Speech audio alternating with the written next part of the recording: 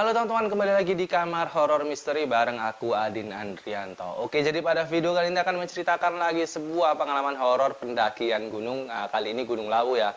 Dan di sini aku akan mendisklaimer terlebih dahulu bahwa video yang ku sampaikan di sini bahannya semua itu dari internet. Jadi artikel-artikel di internet ku baca dan aku menyampaikan kepada kalian. Mungkin bagi kalian yang malas membaca, kalian boleh nonton video ini. Dan aku mengucapkan selamat menunaikan ibadah puasa bagi kita semua yang menjalankan. Jadi seperti apa sih cerita horor kali ini? Pendakian Gunung Lawu, langsung aja ini dia ceritanya. Cerita ini dialami oleh Faiz, salah satu pendaki dari Jakarta yang mengalami pengalaman horor saat mendaki Gunung Lawu tersebut. Faiz ini mengaku bahwa dia sudah merasakan kejanggalan saat dia baru awal akan mendaki Gunung Lawu ini.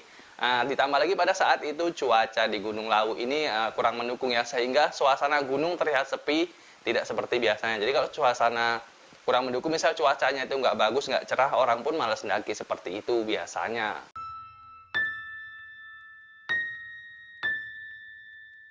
Faiz ini mendaki Gunung Lawu bersama 4 orang temannya. Jadi satu Faiz dan 4 teman orang lainnya, yang 4 ini dari Jakarta dan yang 1 dari Solo. Tapi mereka itu saat di Gunung Lawu itu diteror oleh beberapa makhluk dan penghuni Gunung Lawu. Jadi dia ini menceritakan bahwa dia itu diteror oleh beberapa makhluk halus dan penghuni Gunung Lawu. Awal mula Faiz ini merasakan ada gangguan-gangguan itu saat ia merasakan tas yang dibawanya itu, tas ransel gunungnya itu terasa berat. Jadi tidak seperti biasanya, dia juga merasakan bahwa perubahan beratnya ini sangat drastis, sehingga dia itu cepat kelelahan dan banyak mengeluarkan keringat. Ya udah pasti lah ya kan, awalnya dia cuma bawa kayak ringan gitu kan tasnya, tiba-tiba kok berat. Jadi efeknya itu atau perubahannya itu sangat terasa drastis, kata si Faiz. Sampai salah satu teman Faiz tuh bilang, "Wih, kamu kok kayak mandi keringat ya kan? Kok sampai kayak gitu kali?" Gitulah. Dari itu kata salah satu temannya bernama Mas Dias, dia tuh ngelihat ada sosok yang duduk di atas tasnya membelakangi dia. Jadi dia bawa tas gini kan, tas ransel gini. Dia tuh di atasnya itu ada yang duduk, tapi arahnya menghadap ke belakang, kata Mas Dias ini. Si Dias ini merasa bahwa yang dimaksud Mas Faiz itu hewan. Jadi dia itu merasa bahwa yang duduk di atasnya itu hewan lah gitu. Tapi Mas Faiz menjelaskan bahwa yang duduk itu bukan hewan, tapi kan perasaan Faiz ya, mungkin yang dimaksud Faiz itu tadi hewan, tapi rupanya bukan. Mas Faiz menjelaskan kalau yang duduk di atas tasnya itu seperti makhluk atau seperti orang yang namun tingginya itu cuma setinggi dengkulnya Faiz. Jadi pendek kali ya kan, kerdil gitu, kata Mas Dias ini.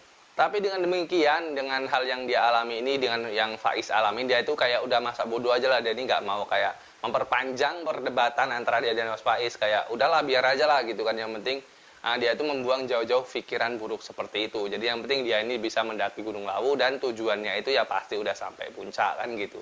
Ya ini memang menjadi pengalaman pertama bagi Faiz mengalami hal-hal mistis tersebut ya saat mendaki gunung, dan Faiz juga mengatakan bahwa ini adalah pengalaman pertamanya mengalami pengalaman mistis saat mendaki Gunung Lawu ini. Tapi dia dan teman-temannya ini tetap melanjutkan perjalanan dan menjauhkan dari pikiran-pikiran hal seperti itu, pikiran-pikiran mengenai gaib itu mereka jauhkan. Yang penting mereka ini bisa sampai puncak di Gunung Lawu. Kemudian setelah siang menjelang zuhur, mereka dan si Faiz dan teman-temannya ini dikagetkan dengan mereka itu melihat ada segepok uang yang masih bersih di atas tanah tergeletak. Jadi dari mana datangnya uang itu kan? Soalnya di atas gunung itu loh kan, ibaratnya kalau emang ada pendaki lain yang menjatuhkan uang udah pasti kotor, tapi yang Faiz lihat ini uangnya itu masih gepokan ya, mungkin gepokan 100.000 atau 50.000 nggak tahu, tapi duit itu masih bersih tergeletak di atas tanah. Ternyata setelah mereka perhatikan lagi, uangnya itu yaitu uang 2.000 dan 20 ribuan yang masih baru seperti dari bank. Berarti bukan duit 100 atau 50 ribu ya. Setelah mereka perhatikan itu duitnya duit 2.000 dan 20 ribu yang masih baru nih kayak keluar dari bank. Dan salah satu teman Faiz ini tiba-tiba mengambil uang tersebut, dan Mas Dias mengatakan untuk mengembalikan uang itu karena memang bukan milik mereka juga. Dan Mas Dias ini mungkin takut juga ya terjadi apa-apa setelah rombongan mereka ini mengambil uang itu. Dan Mas Dias ini mengatakan kita ini nggak boleh ngambil uang yang bukan hak kita, tolong letakkan di tempat tadi, kata Mas Dias kepada teman-temannya. Bener tuh Mas, nggak boleh tuh ya kan, kalau bukan punya kita ya nggak boleh diambil. Walaupun barang apapun itulah kalau di jalan, kalau bukan punya kita, apalagi kalau uang biasanya ini memang kita pasti tergoda kalau nampak duit itu. Nggak cuma kalian, aku pun iya ya kan, tapi ya nggak boleh karena bukan milik kita. Dan rekan-rekan yang lain ini memahami dan mengerti apa yang dimaksud Mas Dias. Dan ternyata Mas Dias ini adalah seorang indigo yang bisa mengetahui hal-hal gaib seperti itu. Nah kan bener, Mas Dias ini memang seorang indigo kata teman-temannya.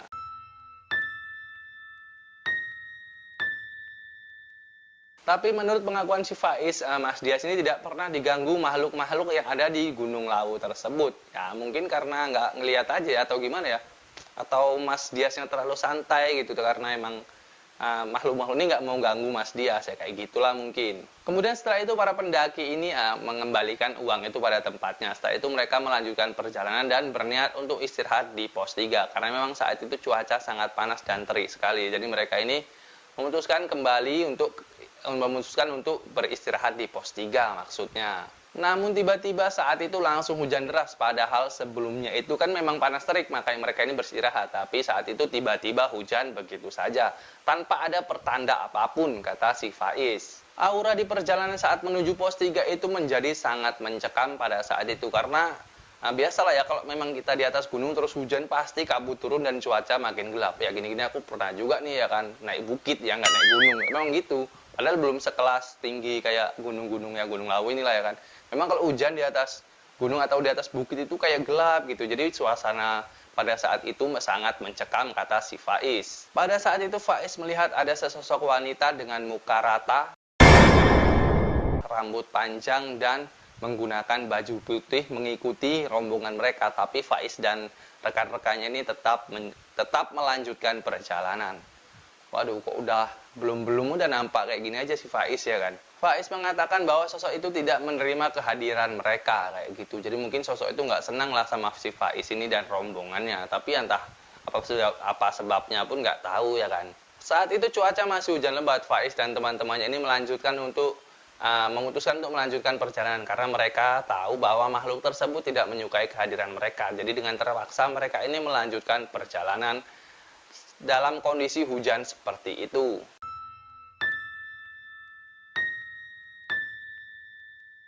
Kemudian Faiz dan teman-temannya ini memutuskan untuk membuat sebuah bivak di bawah pohon yang cukup rindang. Tapi tiba-tiba pada saat itu, saat mereka lagi makan nih, menyantap makannya, mungkin mereka istirahat lah ya kan, karena capek juga mereka itu lagi makan, tiba-tiba mendengar suara teriakan lelaki dewasa dari arah Gupaan Menjangan di Gunung Lawu itu. Jadi saat mereka ini masih makan, tiba-tiba dia ini mendengar suara kayak lelaki dewasa, pria dewasa berteriak sekencang-kencangnya dari arah Gupaan Menjangan.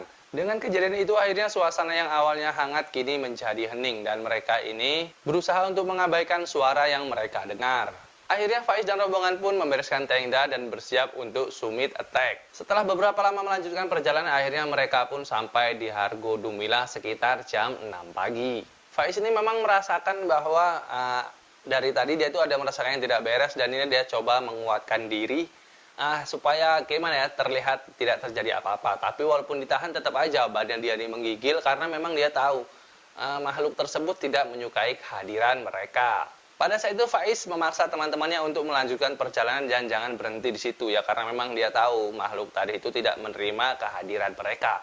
Jadi setelah perdebatan usai akhirnya mereka pun melanjutkan perjalanan. Dengan keadaan cuaca hujan yang cukup deras, akhirnya mereka pun melakukan perjalanan. Tiba-tiba Faiz ini mendengar ada suara bisikan yang terdengar sama-sama. Dia ini berbisik seperti ini. Hati-hati di jalan ya. Katanya kayak gitu. Apa nggak serem kali ya kan? Kalau aku merinding aku betul. Di dalam hutan, di atas gunung ya kan. Tiba-tiba ada yang berbisik kayak gitu. Aduh, takut kayak lah kalau aku betulan lah.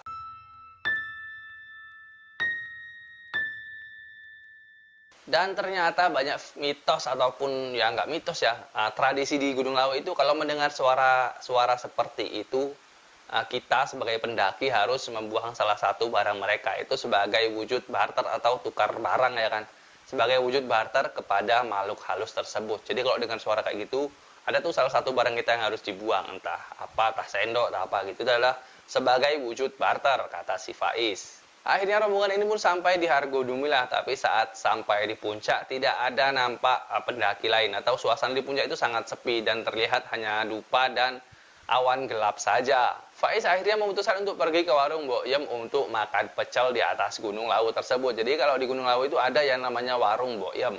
Jadi biasa para pendaki kalau udah sampai sana itu tujuannya memang ke warung Mbok Yem tersebut. Keanehan pun kembali terjadi. Biasanya Mbok Yem ini ramah, namun pada saat itu dia tidak berbicara sama sekali. Dia tampak seperti melayani pembeli, namun di atas meja atau di bangku-bangku itu maksudnya tidak ada orang sama sekali, padahal dia seperti terlihat melayani seseorang. Setelah selesai makan, akhirnya rombongan ini memutuskan untuk turun dari Gunung Lawu tersebut. Jadi setelah mereka makan, mereka memutuskan untuk turun dari puncak gunung.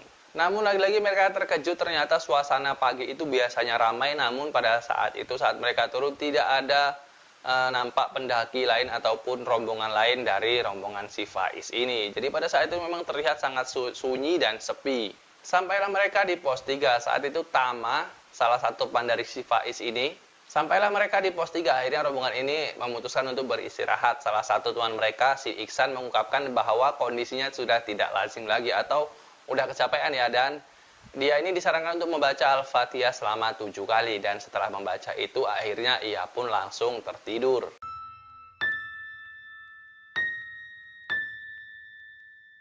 Namun betapa kagetnya mereka saat mereka terbangun, mereka itu sudah berada di base camp. Jadi ada salah satu paranormal mengatakan bahwa yang mendaki pada saat itu adalah rohnya saja, dan mereka itu ternyata sudah tidur di base camp selama 3 hari. Kalian bayangkan lah, kurang epic apa lagi coba. Jadi sepengetahuan mereka ini mendaki, si Tama, Faiz, dan Iksan dan teman-teman ini lah mendaki ke Gunung Lawu. Ternyata mereka itu cuma tidur di base camp, dan yang mendaki itu adalah rohnya, katanya seperti itu. Iya, epic juga ya kan cerita di Gunung Lawu ini. Memang kalau horor-horor ini di Gunung Lawu ini juga terkenal cukup angker, katanya seperti itu. Oke, mungkin itu aja cerita horor kita kali ini mengenai pendakian gunung, dan kita akan ketemu di video selanjutnya. Jangan lupa tekan tombol like dan tekan tombol subscribe sebagai bentuk dukungan kalian kepada channel ini, dan kita akan ketemu di video selanjutnya.